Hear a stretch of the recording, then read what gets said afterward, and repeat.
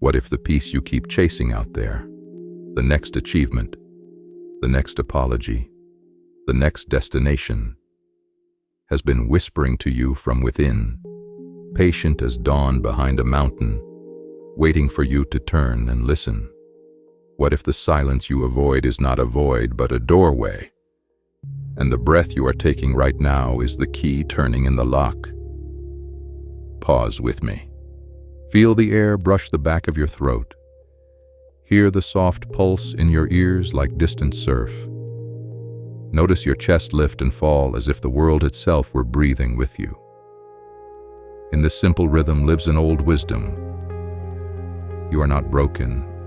You are being invited. You are not late. You are being led. And the path to steady joy is not somewhere outside your life. It is beneath your feet. Hope is a quiet light before it becomes a sunrise. Faith is the bridge you feel before you see. Growth begins when you stop bargaining with the moment and start blessing it. The Buddha once taught that peace cannot be found by rearranging the world. Peace is found by rearranging our seeing.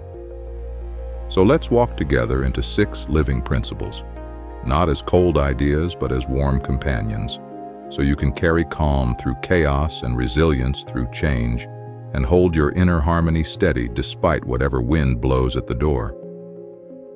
See it first. A slow river at twilight, the water skin shimmering as reeds bend and straighten with the breeze. Hear it, a temple bell in the distance, one pure note floating over rooftops, loosening the tight places in your chest. Feel it, the grain of a wooden table under your palms, the weight of your body grounded in the chair, the temperature of the room exactly what it is. Impermanence moves through everything. Clouds crossing moonlight, seasons turning fields, laughter fading to quiet, grief softening to gratitude. And when you stop fighting that tide, it begins to carry you instead of drag you. Trees let go in autumn because letting go is how spring is born. The coffee cools, the candle burns low, the child grows, the wound knits. Nothing is a prison unless you insist it never change.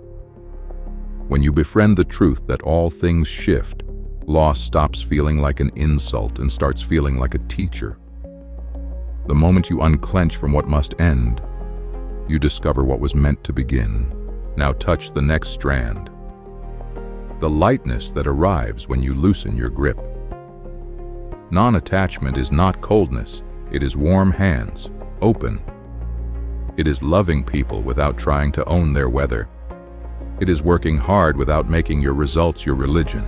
It is living with a soft front, strong back, and clear eyes. Picture setting down a heavy bag you carried so long you forgot its name. Hear the thud as it hits the floor. Feel your shoulders float an inch higher. You can care deeply and still be free. You can give fully and still be whole. When you stop chaining your worth to outcomes, the soul stops panting. Gratitude rises unforced, like steam from a quiet cup. You begin to notice the small abundance already present. A sun-warmed window, a friend's text that reads, "Thinking of you." Soup that is exactly the right temperature. The way your own laughter surprises you. You realize joy was never the prize at the end of control. It was the companion of release. Listen closer to the hinge of choices. Karma, the intimacy between what you intend and what you experience. It isn't a cosmic scoreboard of punishment, but a faithful mirror of direction. Plant kindness, and kindness takes root in you.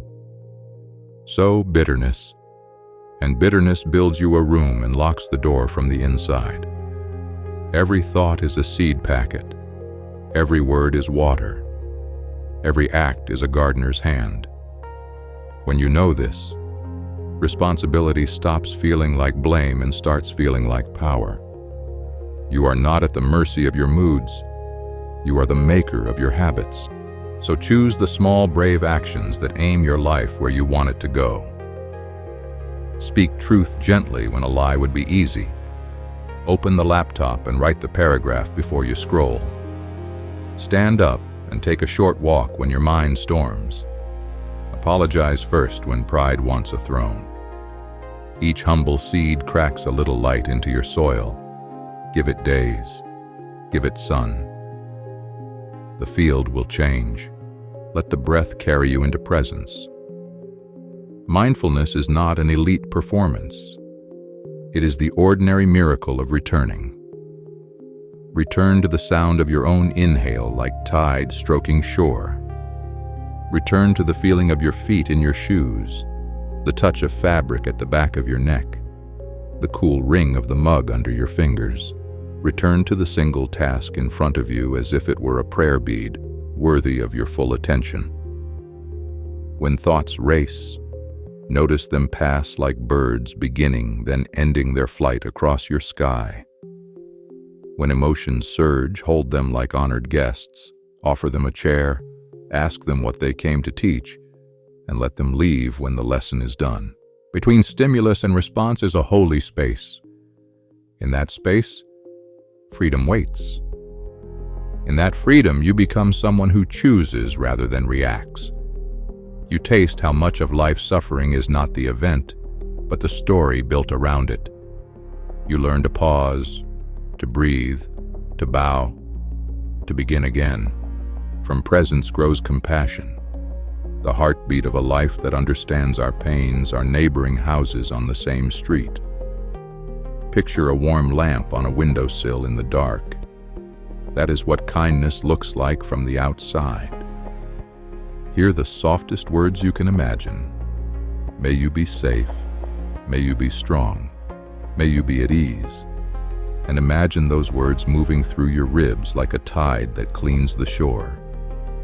Feel your face soften when you say them to yourself first, not as indulgence but as calibration.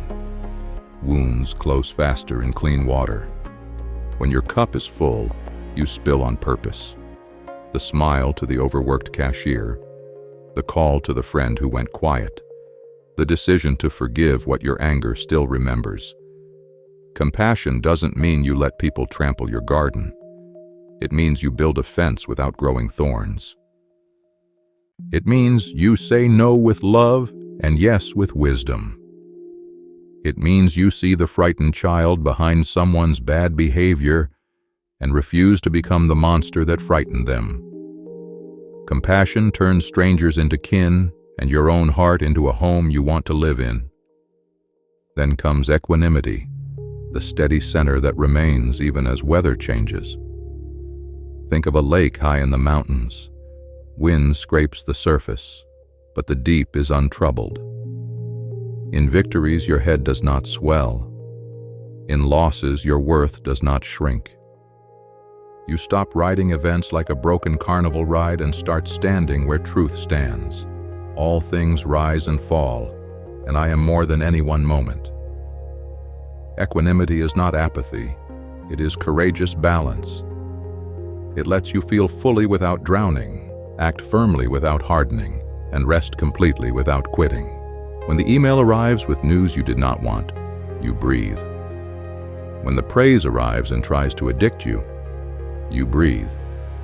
When the plan crumbles or the door opens, you breathe. Breath in, you receive what is. Breath out, you release what isn't yours to carry. You become a lighthouse, not a weather vane. Now let these principles braid together inside you until they are not separate threads but one strong cord. See yourself walking through an ordinary day with extraordinary attention. Dawn pools pale gold across the floorboards. You feel the wood warm under your bare feet. The kettle sings, steam curls. You hold the cup and inhale the small comfort. You open a notebook and write the first honest sentence of the morning, the one with dirt under its nails. Your phone sleeps in another room. Your mind wakes where you are. Someone you love is moody. You choose curiosity over defense, boundaries over blame. A plan shifts. You lower your shoulders, bless the detour, and ask, "What is this change trying to give me?" You make one small decision aligned with your deepest value, then another, and a quiet pride anchors itself behind your sternum. At night, you lie down and count the mercies, the laugh you didn't expect, the problem that shrank when you told the truth, the way grief and gratitude somehow held hands in the same hour without tearing you in two. This is resilience in motion, flexible as bamboo, rooted as cedar, faithful as the tide. When fear returns, and it will, do not take it as a verdict. Take it as a visitor. Offer it tea. Ask its name. Thank it for trying to keep you safe, then escort it to the porch and close the door gently. When anger rises, and it will, do not cork it until it ferments. Decant it into words that respect both yourself and the other. When sorrow leans heavy, and it will, do not rush it into the light. Sit with it long enough to learn where it hurts and why. The teachings come alive not in perfect days, but in human ones.